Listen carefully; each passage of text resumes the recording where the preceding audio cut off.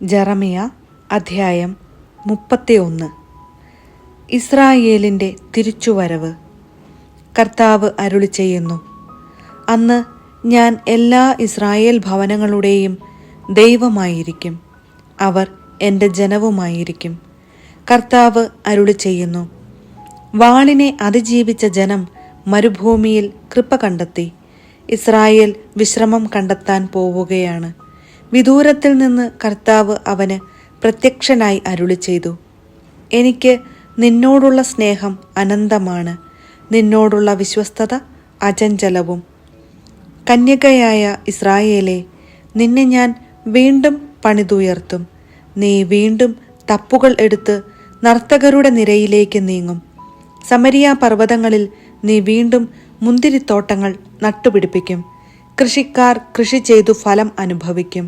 എഴുന്നേൽക്കുക, സിയോനിലേക്ക്, നമ്മുടെ ദൈവമായ കർത്താവിൻ്റെ അടുക്കലേക്ക് നമുക്ക് പോകാം എന്ന് എഫ്രായിം മലമ്പ്രദേശങ്ങളിൽ നിന്ന് കാവൽക്കാർ വിളിച്ചു പറയുന്ന ദിവസം വരും.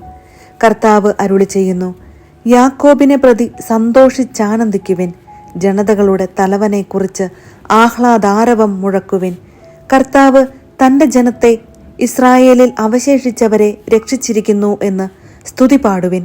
ഞാൻ അവരെ ഉത്തരദേശത്തു നിന്ന് കൊണ്ടുവരും, ഭൂമിയുടെ അതിർത്തികളിൽ നിന്ന് ഒരുമിച്ച് കൂട്ടും.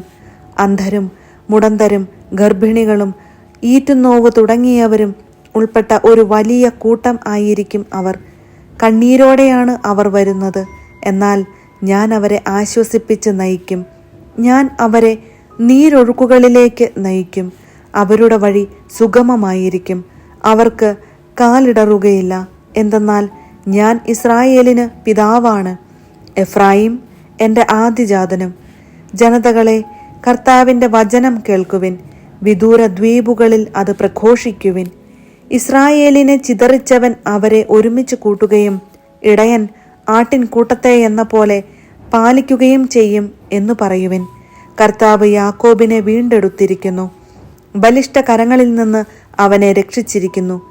ആഹ്ലാദാരവത്തോടെ അവർ സിയോൻ മലയിലേക്ക് വരും. കർത്താവിൻ്റെ വിശിഷ്ട ദാനങ്ങളായ ധാന്യം, വീഞ്ഞ്, എണ്ണ, ആടുമാടുകൾ എന്നിവയാൽ അവർ സന്തുഷ്ടരാകും.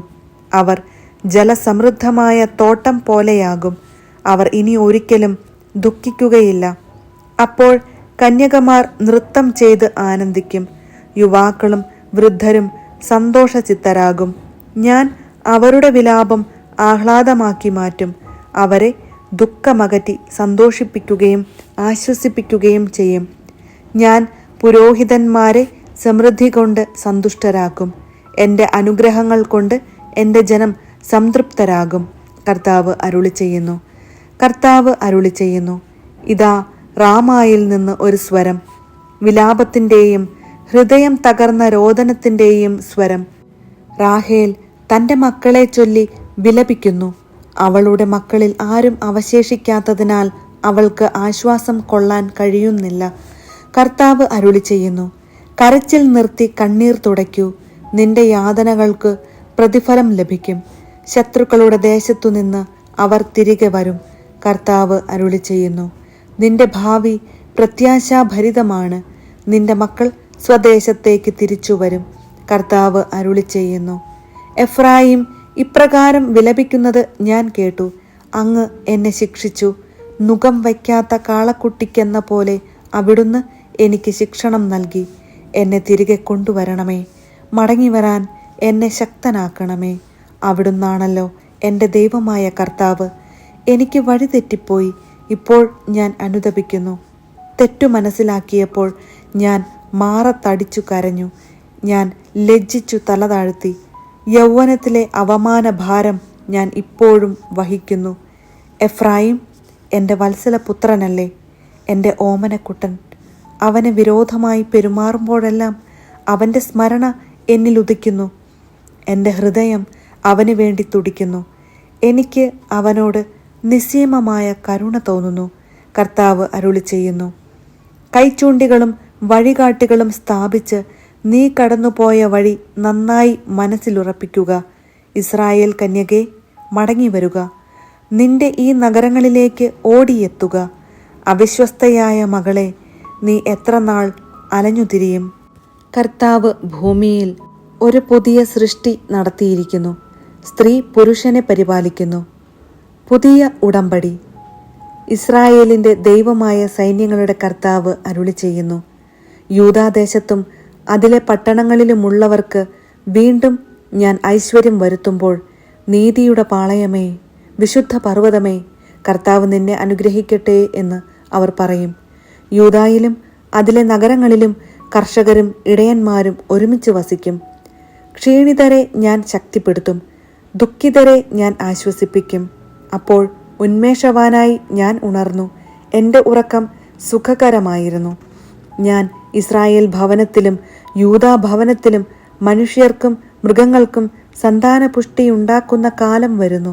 കർത്താവ് അരുളി ചെയ്യുന്നു, ഞാൻ അവരെ പിഴുതെറിയാനും ഇടിച്ചു തകർക്കാനും നശിപ്പിക്കാനും തകിടം മറിക്കാനും ശ്രദ്ധിച്ചതുപോലെ അവരെ പണിതുയർത്താനും നട്ടുവളർത്താനും ശ്രദ്ധിക്കും എന്ന് കർത്താവ് അരുളി ചെയ്യുന്നു.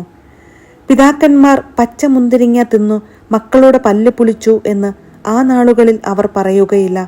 ഓരോരുത്തനും അവനവൻ്റെ അകൃത്യം നിമിത്തമാണ് മരിക്കുക. പച്ച മുന്തിരിങ്ങ തിന്നുന്നവൻ്റെ പല്ലേ പുളിക്കൂ. കർത്താവ് അരുളി ചെയ്യുന്നു, ഇസ്രായേൽ ഗോത്രത്തോടും യൂദാ ഗോത്രത്തോടും ഞാൻ ഒരു പുതിയ ഉടമ്പടി ചെയ്യുന്ന ദിവസം ഇതാ വരുന്നു. ഞാൻ അവരെ കൈക്കു പിടിച്ച് ഈജിപ്തിൽ നിന്ന് കൊണ്ടുവന്ന നാളുകളിൽ അവരുടെ പിതാക്കന്മാരോട് ചെയ്ത ഉടമ്പടി പോലെ ആയിരിക്കുകയില്ല അത്. ഞാൻ അവരുടെ കർത്താവായിരുന്നിട്ടും എൻ്റെ ഉടമ്പടി അവർ ലംഘിച്ചു. കർത്താവ് അരുളി ചെയ്യുന്നു, ആ ദിവസം വരുമ്പോൾ ഞാൻ ഇസ്രായേലുമായി ചെയ്യുന്ന ഉടമ്പടി ഇതായിരിക്കും. ഞാൻ എൻ്റെ നിയമം അവരുടെ ഉള്ളിൽ നിക്ഷേപിക്കും, അവരുടെ ഹൃദയത്തിൽ എഴുതും. ഞാൻ അവരുടെ ദൈവവും അവർ എൻ്റെ ജനവും ആയിരിക്കും. കർത്താവിനെ അറിയുക എന്ന് ഇനി ആരും സഹോദരനെയോ അയൽക്കാരനെയോ പഠിപ്പിക്കേണ്ടി വരികയില്ല. അവർ വലിപ്പച്ചെറുപ്പമെന്നിയെ എല്ലാവരും എന്നെ അറിയും എന്ന് കർത്താവ് അരുളി ചെയ്യുന്നു. അവരുടെ അകൃത്യത്തിന് ഞാൻ മാപ്പു നൽകും, അവരുടെ പാപം മനസ്സിൽ വയ്ക്കുകയില്ല.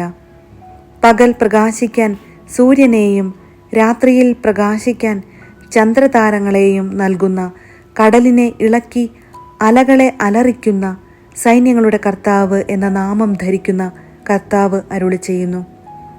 ഈ നിശ്ചിത സംവിധാനത്തിന് എൻ്റെ മുൻപിൽ ഇളക്കം വന്നാൽ മാത്രമേ ഇസ്രായേൽ സന്തതി ഒരു ജനതയെന്ന നിലയിൽ എൻ്റെ മുൻപിൽ നിന്ന് എന്നേക്കുമായി മാഞ്ഞു പോവുകയുള്ളൂ. കർത്താവ് അരുളി ചെയ്യുന്നു, മുകളിൽ ആകാശത്തിൻ്റെ അളവെടുക്കാനും താഴെ ഭൂമിയുടെ അടിസ്ഥാനം കണ്ടുപിടിക്കാനും കഴിയുമോ?